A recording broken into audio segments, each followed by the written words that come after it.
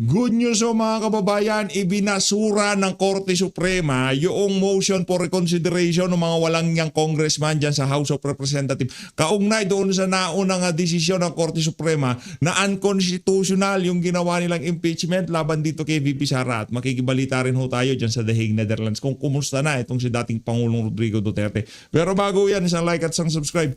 Masaya na ho tayo dyan at sa mga gusto sumali sa ating community. Yung join button, nandyan lang ho sa baba. Re-recta ho kagad tayo dyan sa press conference na yan na Supreme Court. Tagapagsalita ho nilang na si Attorney Camille Sumay L. Ting. Ito ho mga kababayan, panoorin natin. Good afternoon.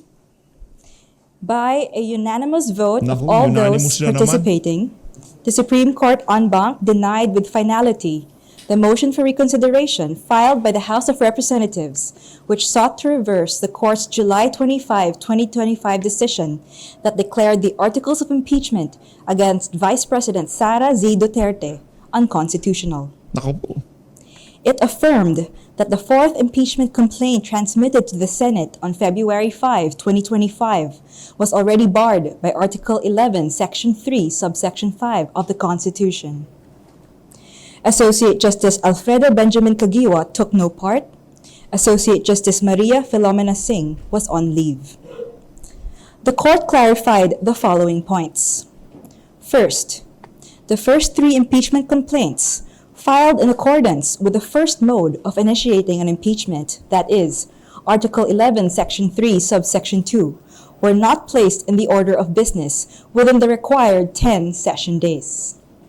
Session days as used in Article 11, Section 3, Subsection 2, or for purposes of the first mode of initiating an impeachment complaint, does not mean legislative session days. A session day for purposes of Article 11 in the Constitution was given its plain and ordinary sense, which the court interprets to mean a calendar day in which the House of Representatives holds a plenary session. Second, the court reiterated Gutierrez versus House of Representatives. However, it further elaborated that an impeachment complaint filed in accordance with the first mode of impeachment, which is Article 11, Section 3, Subsection 2, is deemed initiated for purposes of the one-year bar in Article 11, Section 3, Subsection 5 when a properly verified and endorsed impeachment complaint is referred to the Committee on Justice. B. A properly verified and endorsed impeachment complaint is not placed in the order of business of the House within 10 session days, or referred to the Committee on Justice after it has been put in the order of business within 3 session days, as required by Article 11, Section 3, Subsection 2 of the Constitution. Or C. No articles of impeachment are transmitted to the Senate before the House adjourns sine die. This means that the initiation of an impeachment complaint must occur during the term of Congress. Third, the court affirmed the power of the House of Representatives to promulgate its own rules on impeachment. However, it clarified that Section 2 of the House Rules, as it is currently worded, requires the referral to the Committee on Justice, even when it is filed through the second mode. The second mode is provided in Article 11, Section 3, Subsection 4 of the Constitution, where the endorsement of at least 1/3 of the members of the House of Representatives would be sufficient to transmit the articles of impeachment. In view of the current wording of Section 2 of the Rules on Impeachment as drafted and promulgated by the House in its 19th and 20th Congress, the House may, optionally, upon its own prerogative, refer an impeachment complaint already endorsed by at least 1/3 of all its members to the Committee on Justice, but only for the following purposes. Number 1, to ensure that the endorsement of the members of the House is verified. Number 2, to confirm that the evidence supporting the grounds in the complaint exists and that every member of the House has been given a copy of the complaint, as well as the evidences supporting it.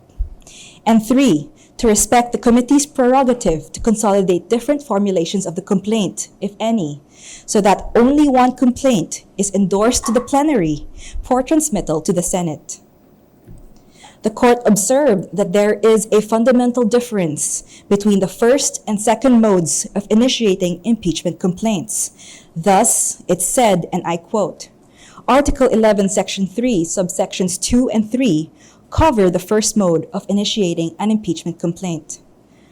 Article 11, Section 3, subsection 4 covers the second mode of initiating an impeachment complaint.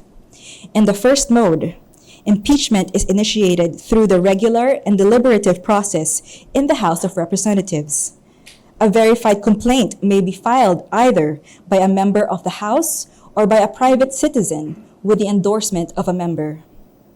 Upon filing, the complaint is referred to the House Committee on Justice, which evaluates its sufficiency in form and substance and conducts the appropriate hearings. Only after favorable committee action does the impeachment process proceed further. This mode, therefore, emphasizes institutional screening and committee review. By contrast, subsection 4 introduces an alternative and a more direct mechanism for initiating impeachment. Under this provision, a verified complaint or resolution of impeachment signed by at least 1/3 of all the members of the House of Representatives immediately initiates impeachment proceedings. These provisions reflect a deliberate constitutional design. Subsections 2 and 3 provide a structured and committee-directed approach, while subsection 4 allows a streamlined initiation when a sufficient level of consensus already exists. Fourth, the court affirmed that due process of law applies to the impeachment process. It stated, and I quote, "The phrase right to life, liberty, or property should not be read with undue literalism. It must be accorded reasonable flexibility to achieve its intent of protecting inherent and inalienable rights that could not have been exhaustively articulated at the time of its framing. The Due Process Clause embodies a fundamental constitutional commitment to reasonableness, fairness, and non-arbitrariness. It envisions that we cannot have a true democratic and republican or representative state that is arbitrary and unfair. However, due process as it applies to the impeachment process is sui generis or in a class of its own. Full-blown trial happens at the Senate. At least for the second mode of initiating an impeachment complaint, it only requires 1. The grounds invoked in the complaint or resolution are those contained in Article 11, Section 2 of the Constitution. Number 2, the procedure is governed by the rules on impeachment promulgated by the House prior to any filing of any impeachment complaint.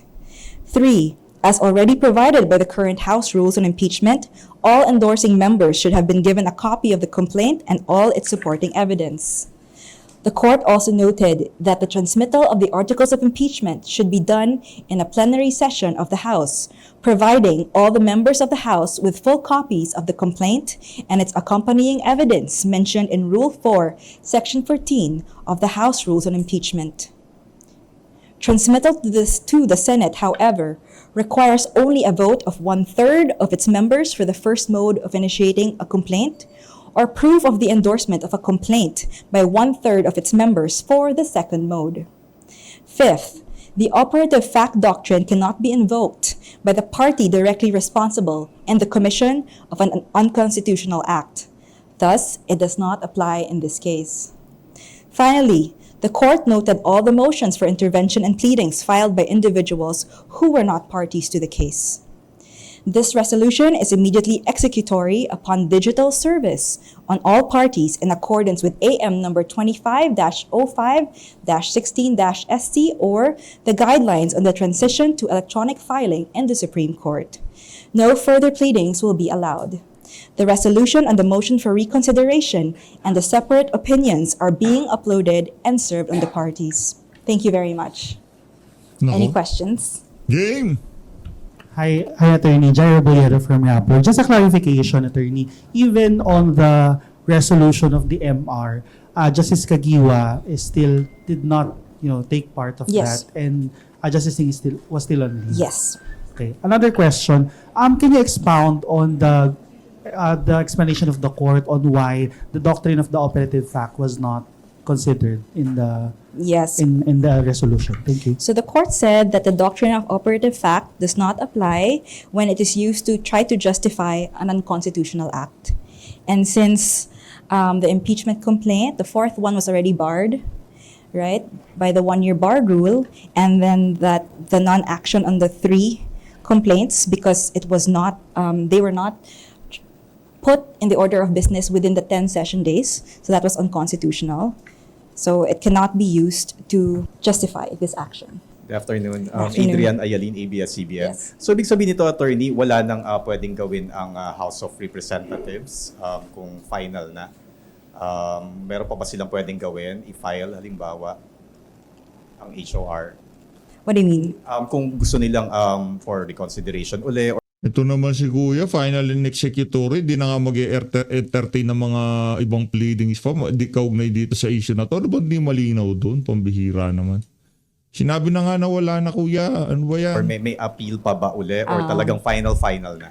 It was denied with finality, and the court said that no further pleadings will be entertained. Nakatambay lang ako dito pero nakikinig tayo, kayo nandiyan na kayo, di ka pa nakikinig. Kuya naman. Akaya ka. Although hypothetical, kung hindi ba ito na-decide before February 6, parang yung MR nila is still active, parang they can't proceed with any a filing of another impeachment complaint, theoretically speaking.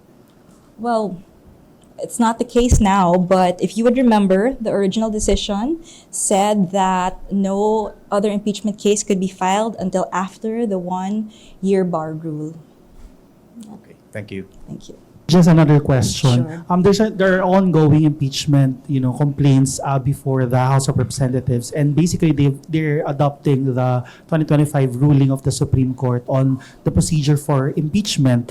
Now, with this clarification on, for example, the Gutierrez precedent, gagamitin na po ba itong ruling ng Supreme Court on the MR, yung clarifications na to, on the current impeachment proceedings before the House of Representatives? Well, this resolution of the Supreme Court is its latest, and it clarified a number of things when it comes to the 2 modes of impeachment, the due process requirements required for each mode, as well as when each mode is deemed initiated for purposes of the 1-year bar rule. So yes, it will be this one that should be followed. Hi, ma'am. Tech Tupas po from Hi, Inquirer.net. Tech. Ma'am, clarify ko lang. So, wala na yung Francisco ruling. Ito na yung susundin niya. Actually, no. Francisco and Gutierrez are still good decisions. And it also said that, yes, the court followed Gutierrez, but it expounded on it.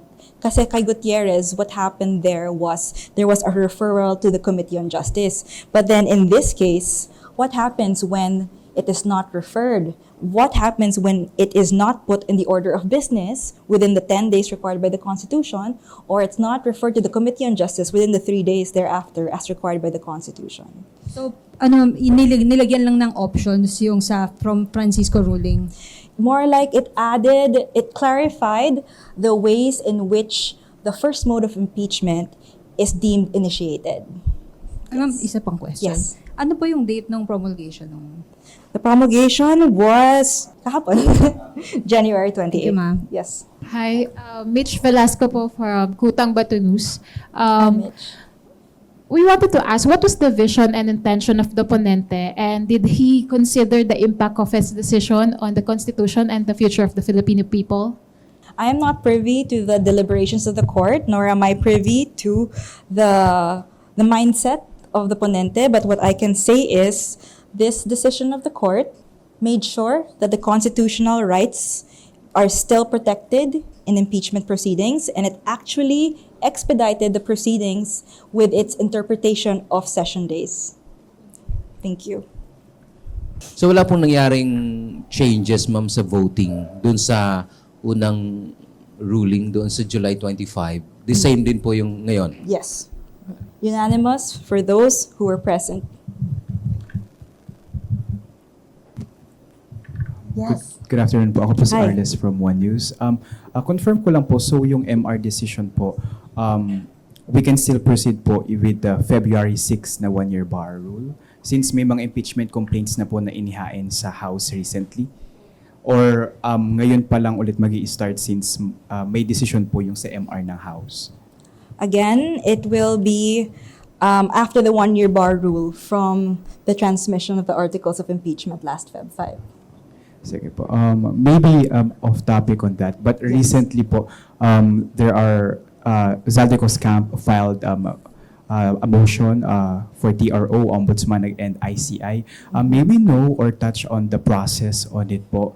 And since it was filed in overseas naman, notarized then from Sweden, ano po yung process ng SC on that petition of Zaldico po? Well, right now, it will be immediately included into the agenda, and we will give further updates as soon as they are available. Thank you. Is it covered by the recent rules issued by the Supreme Court barring fugitives from availing judicial relief? We will have to wait and see what the court or how the court acts on his petition. Thank you. Ma'am, another issue po. May yung amendment ma'am ng Rule 138 on refresher. Tama ba ma'am na na wala na yung one-time use of the review course? Meron na ngayon 3-time use, 3-year validity, including review centers. I'll have to check on that and I'll get back to you as soon as possible. Thank you, ma'am. Thank you. Focus muna kasi tayo doon sa issue ng ng impeachment ni VP Sara, yung pagbabasura doon sa motion for reconsideration ng mga walang yang congressman diyan sa House of Representatives. Focus muna tayo doon ha. Other issue lang po, ma'am. Ma'am, Okay. kahapon, the COMELEC was declared the postponement po ng BARM elections. But there was an order by the Supreme Court na parang dapat magpasa ng batas ang Parliament on or before October 30. Ano po yung pananagutan ngayon ng COMELEC kung hindi nila masusunod yung kasi sabi ng Supreme Court there would be an election on or before March 30. But kahapon po nag-declare silang di na po nila kaya. What will happen po? Thank you. Well, we'll just have to wait and see what the court says about that, especially if any of the parties file a pleading or a manifestation in the case. Okay. Thank you, guys. Thank you very much. Update naman ho tayo dito kay VP Sara dyan sa Daig, Netherlands. Yun. POV about the people actually going to the Duterte Street for almost 1 year. Personally, para sa ako tako kayo ko og pasalamat. Kung kayo ko og sige, sa Ano Bakit, naman? anak? Ano? o sige na. Hindi ka na. Basta siguraduha lang nga payat ko tanaw. What's your ma'am, POV sa mga mga Pilipino all over the world who actually come here sa Duterte Street to show their unwavering love? Oh, personally, dako kaayo ako ang pasalamat kay mahibalan ni former President Duterte na daghan ang gasuporta kaniya.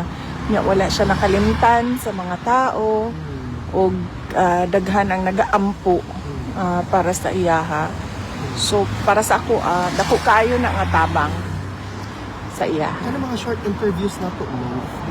Did it by any chance, directly or indirectly, you think affected the case or you as families gina-interview or whatnot? Ginasite siya ang mga declarations sa family whether or not dira nahitabo sa Duterte Street or sa lain nga platform. Ginasite man siya sa ICC. Kung ang uban gani makita ninyo na naa siya sa decision mismo. Yes. Sa mga orders nila makita nimo.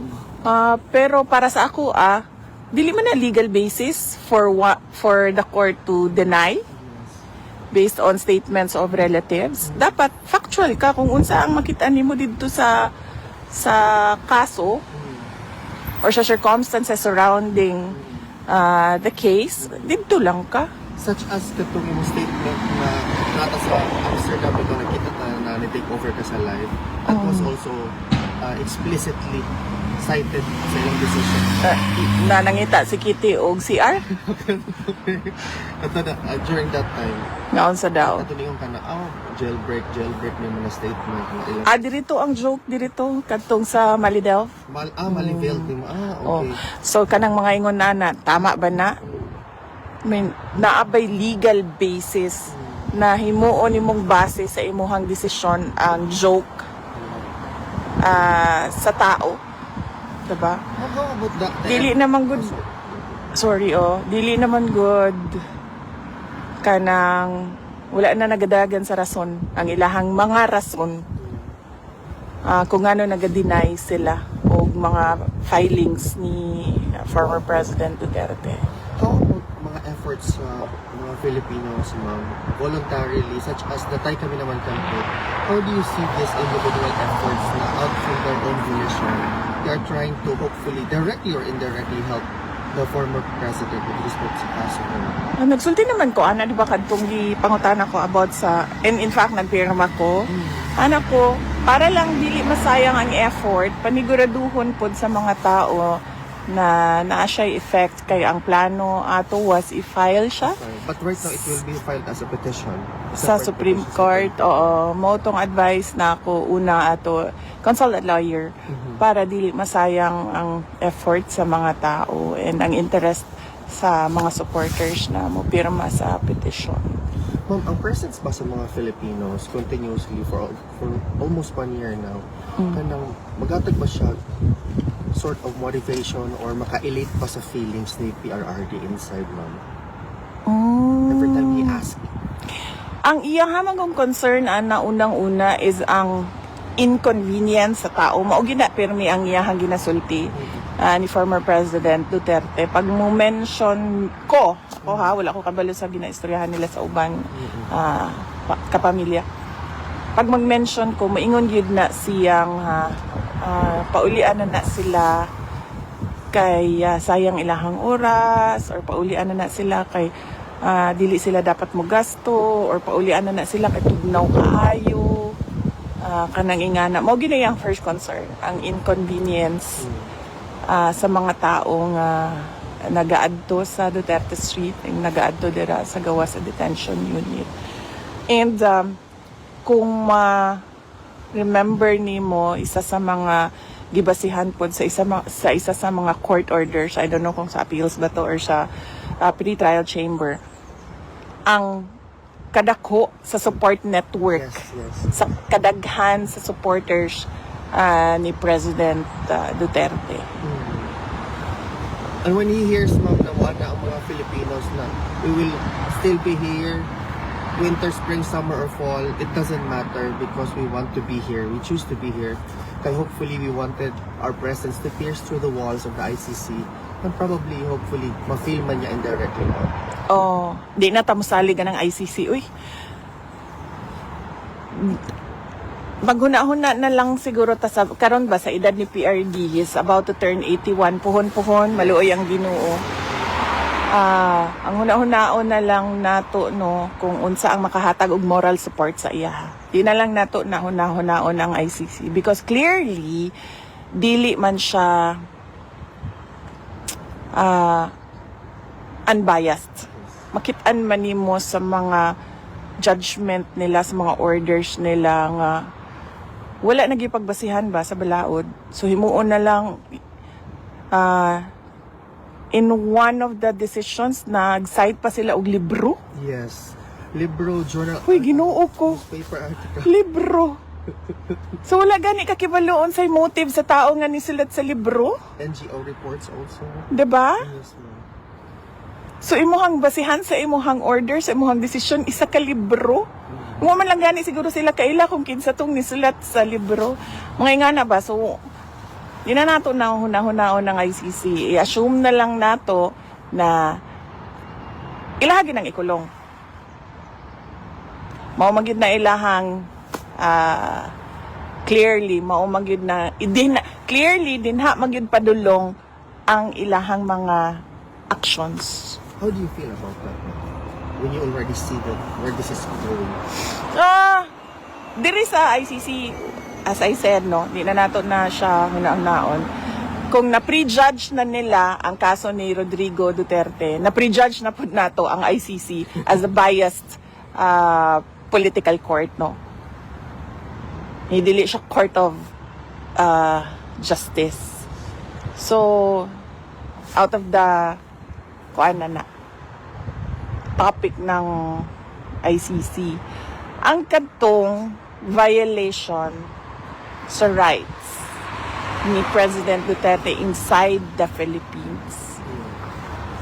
Maog yun to ang, para sa to mga Pilipino, ang kanang kuan.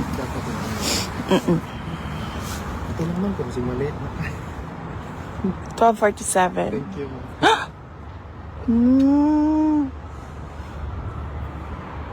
Nahutla na kag pangutanan, no? Undang mong kadira. Ang una-una. Kasi yung Alvin, tama. Sir.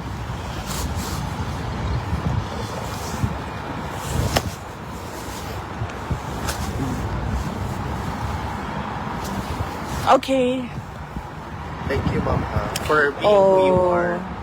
As I've always said multiple times, you are the hope of the country pa yan. So, patiently we wait for your decision come the last quarter of this year. Mabi ang deadline mo. So, magpasalamat lang po sa tanan. Nagpapasalamat po ako sa lahat ng mga kababayan natin sa patuloy ninyo na suporta. Hindi ninyo nakakalimutan si dating Pangulong Rodrigo Duterte. At syempre,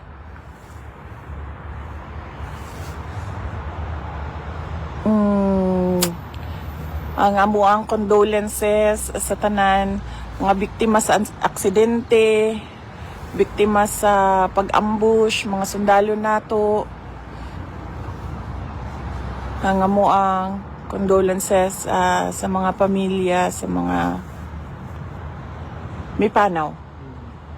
In English, in Tagalog, ang amin pong condolences sa lahat ng pamilya ng mga namatay.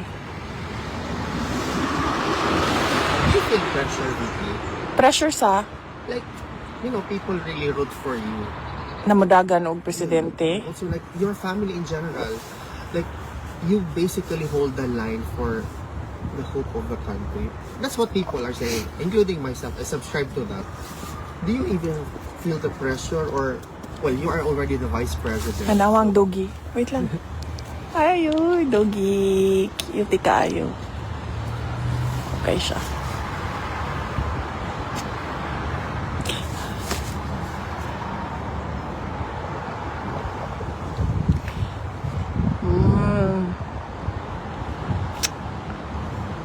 Sa pagkakaroon, wala pa. Kaya wala man ko sa dili man ko presidente. Yeah. So, ang kanang wala sa ko ang pressure na to make the Philippines the best country in the world.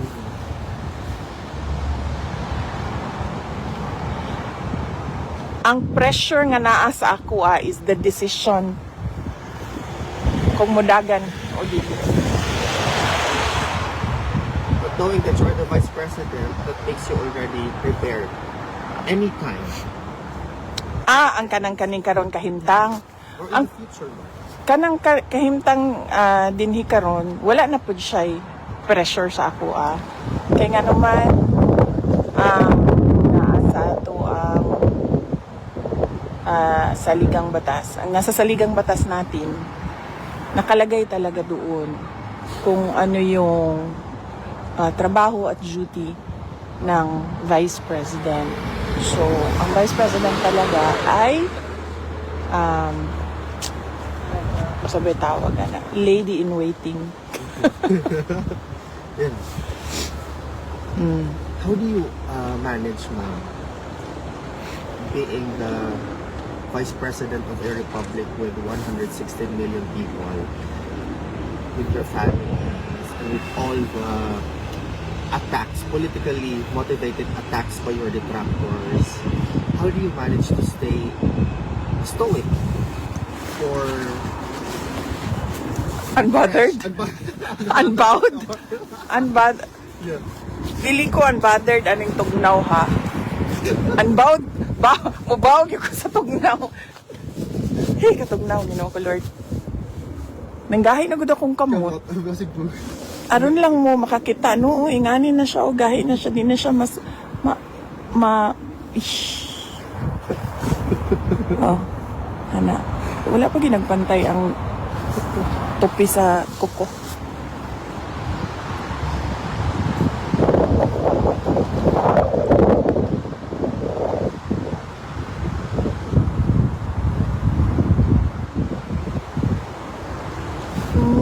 Sabi ng BFF mo, hindi daw nakakatulong sa case ni PRRD ang mga interview ng mga vloggers dyan. Kasi BFF na ko. Hindi ko issue na po na nila something that we should not address. Bibi Sara, pag hindi pa makabalik si BBM, ikaw na ba ang maging presidente? Nasaan si BBM?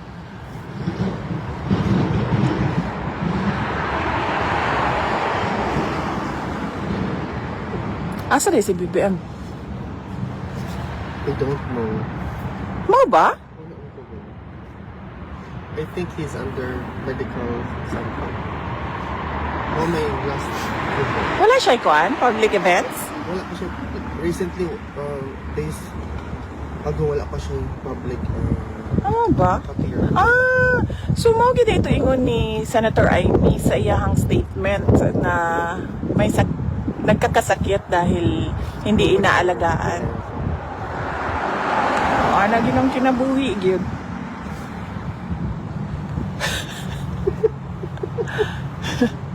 Ana ginang kinabuhi gyud pagka nang walay kanang tinud-anay nga nagtan-aw para sa imuhang kaayuhan.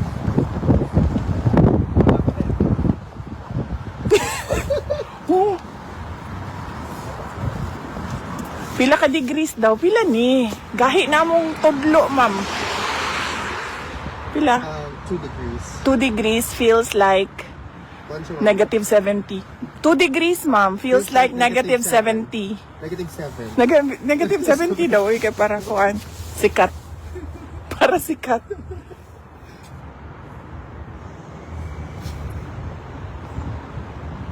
Ikaw, nagka-fresh yung upon ka Kalimot nga ni ko sa kung sunblock gani. Okay, last 7 minutes tayo. Si Moishi Kiling nag-interview na kay San Pedro. Makatawa man ko aning mga Bisaya, oy. Kay kanang, ang joke na to ba? Wala niya sa uban nung kanang offended. Offended na sila kaayo. Pagkahuman, kanang yaga-yaga sa Bisaya. Kanang, di lang siguro nato seryosohon tanan. Sabton ang kultura ba? Inclusive mang kahata nga katawhan. Sabton ang kultura. Kung ang kultura sa mga Bisaya, magyaga-yaga. Daghan kaayong mga pakatawa. Di siguro ma-offend dayon ang ubang tao.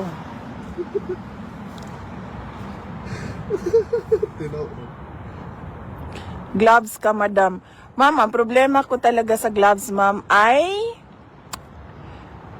napapagod ako sa kakasuot, katanggal, suot, tanggal, suot, tanggal, suot, tanggal. Kaya pinababayaan ko na lang magka-frostbite yung aking daliri. Kasi ayoko na magsuot tanggal ng gloves. Well, another question di ay. Magpapaklo siya sa kapay. What do you have to say to the detractors who, by the way, have a lot to say about the lead defense counsel of your father? Oh. Lately, not doing a good job, it took very long time, ganito ganyan, not winning any motions, ganito ganyan. Oh. As the daughter of your father, what is your position in as far as this founded or unfounded comments with respect to your legal defense? Unang-una, no, detractors naman ka sila. So, ano maka-expect pa man tag maayo ang ilahang isulti? I mean, detractors na ang tawag mo sa kanila. So, bakit pa tayo nag-iisip na meron silang magandang sabihin? Pangalawa, nagkaroon naman na ng second opinion, third opinion sa ibang lawyers na magagaling din. Wala naman silang, meron lang isang lawyer sa second opinion na nagbigay siya ng isa pang advice na hindi pa napapag-usapan sa current defense team.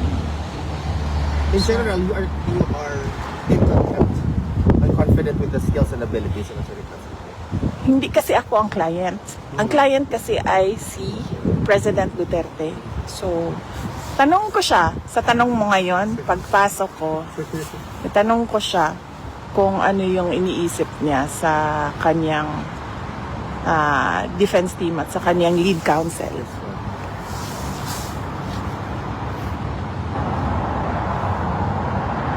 Masuko daw, ingon si Oscar Lita, masuko daw sila, kaya di manggo daw sila kasabot sa Bisaya. Diili sila kamao magbinisaya. Mo na masuko sila. Because we're so versatile, we can talk Filipino or whatnot. Kani. VP Sara, why is thrilling init kaayo ang dugo sa imo ha? Sigira kanya kasuhan, dili jud siya kapuyon. Kabalo ka gipangutana bang gyud nako si President Duterte ana ma'am. Unsa may gyud problema ani ni Trillanes? Tapos ingon si PRD, kabalo ka unsa na day? Anak wala lagi, wag gyud ko kasabot. Unsa? Kani ana siya. That is ENVY. Envy. Na nakaana gud ko.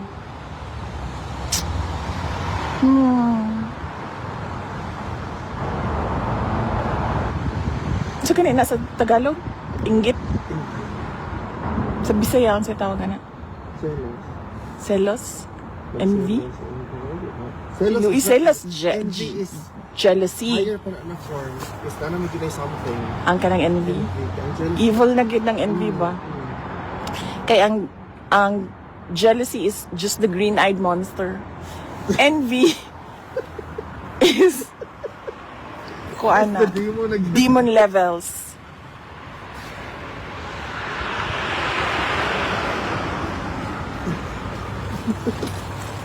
Okay. Okay, nakagusto. Okay. Manlakaw na ta. Ano lang ma'am, kasi yung kamot kasi Di ko kay dako akong naong pag ikaw ang magunit sa camera kay madako ako ang naong. mas dual din ako. Ako naman, gahapon ako naman giana. High level na din siya.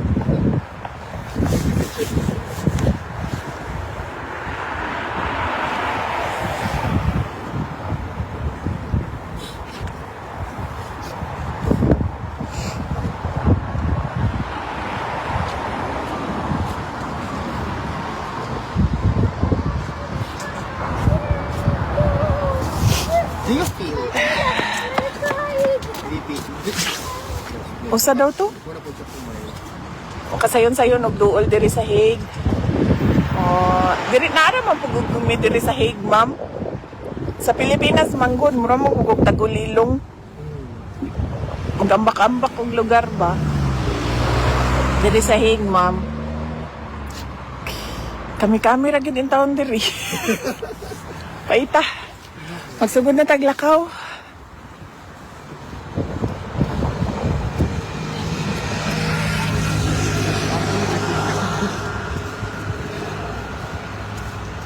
Vlogger na? Vlogger na. Kapuya man di ani. Maggunit og cellphone be. Ayaw lagi kay kanang ikaw maggunit. Ako kay akong naw. Kulay gunit kay kamay akong naw.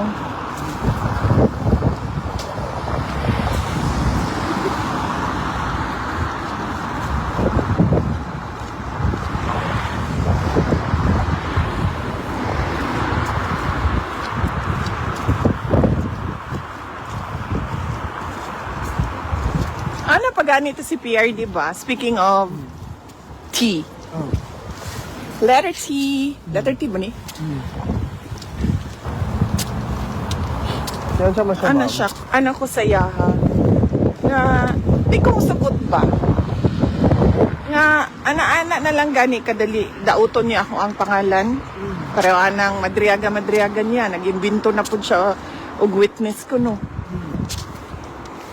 Basically, sabi nila ma'am that you were really lying about not knowing Madriaga. Uy, mag-sure sila, sa kadaghan ba naman sa parallel groups? Isa-isahon ko pa ba ng ilahang pangalan? But in any event, ako nakagingon kay PRD. Ako din nagyog kumusugutan na ba? Nga na lang kadali para sa iyaha, mandaot og pangalan. Anak ko. Magsugod na siguro ko og sa tawag na, back to you. Nya, kibalo ka? Ana gud siya. Si PRD. Ayaw nagtagda. He is nothing. He is a political skunk. Muna yung gingon. Ito, si PRD magod na. Pero kasi PRD, kanang, bigyan na siya mo patol og hater. Huwag ka ng mga troll, huwag mga basher. Kaya siya mo patol, ana. Hindi inday ma'am. Masa man? Ako? Hindi ko masugot, uy. Nabuang mo. Buhat-buhat mo apidabit nga. Bisan isa. Way tinuod nga gisulat. Ay, mag-ana data. Para back to you. Duha, makitan. Mali di ito, sorry. Ana di ay. Para makitaan ninyo, matingala mo, ako ra di ay, ga-istorya diri, mura kong buang. Si Inday Sara, naglakaw, siya ra isa, nag-istorya. Na ako'y kauban, oy. Nara, oh. Nakita na ako sa bus. Dito sa likod sa bus. Correct. Tago-tago dito, nakitaan gihapon na ako. Pero maayo na ma'am kay mo back to you gid ka sa iya ba? Ay no. Because open na yung talent. But a lot of Filipinos are already saying ma'am na Uy, kadot lang. Pakita lang na ako sa inyo, no? Kaya lang. pagpabalian na ma'am nasa Can I just say, speaking of shit, mo na shit. May mga taong shit sila.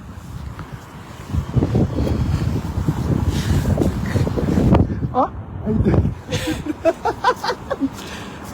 Uy, Alvin, makatamak kag tae din na. Okay lang unta kung katong mga tao nga tae ang imong matamakan.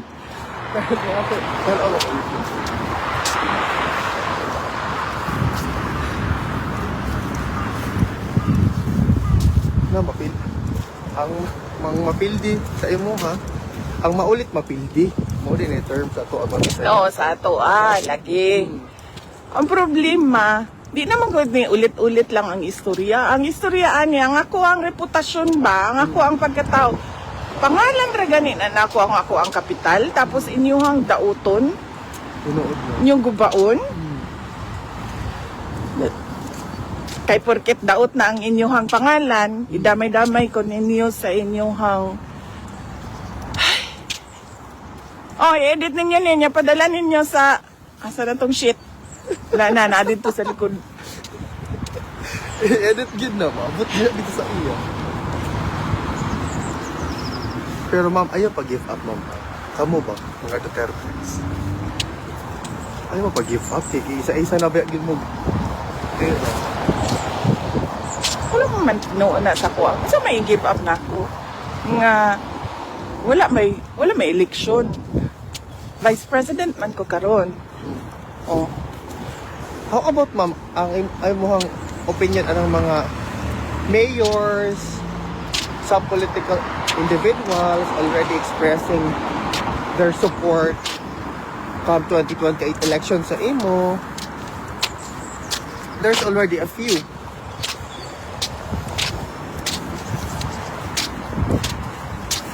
Walang lamid lang tayo. Nag-smile ko, iwa ko nang yamid, uy. Oh, Taka ka lang. smiled, eh. Kunuhay, wa daw ko kadungog. Ah.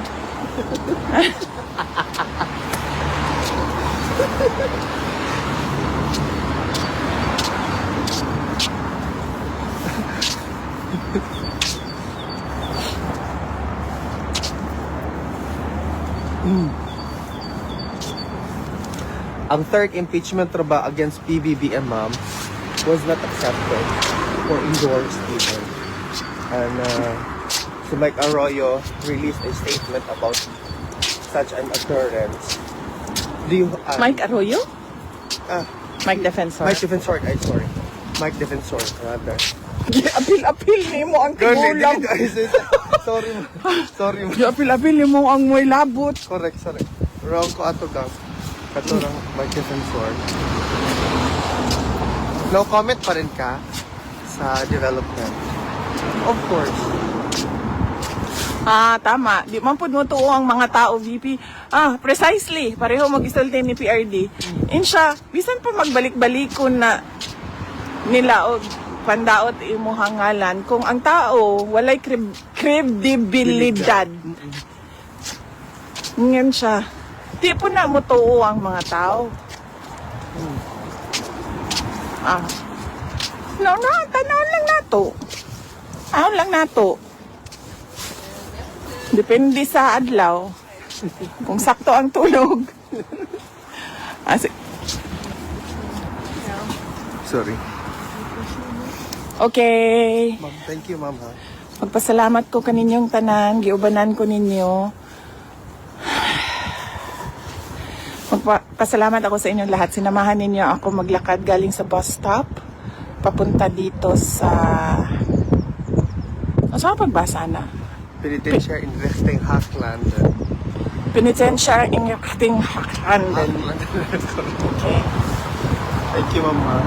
At, ulo! Nana po do! I like this. Cute mo gudyo ka anang mag-imunan na. Oh, lagi gani. Usaba daw to, be. Usaba mag-screenshot ato. Dili na, ilan na ito i-screenshot. Ah, sila na ang mag-screenshot ato? Oo.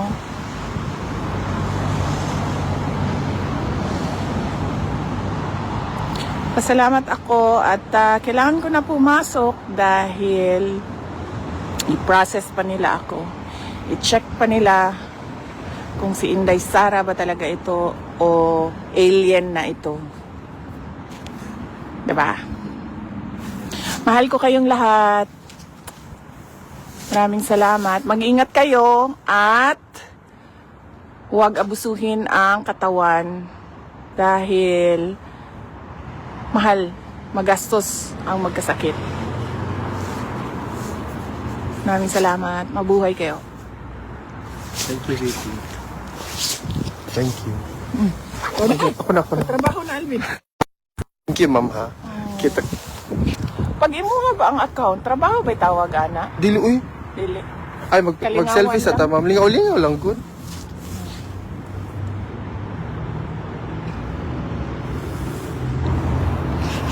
Mahal ko kayo, mga kababayan. Thank you, ma'am. Greetings to PRRD. Mabuhay ka.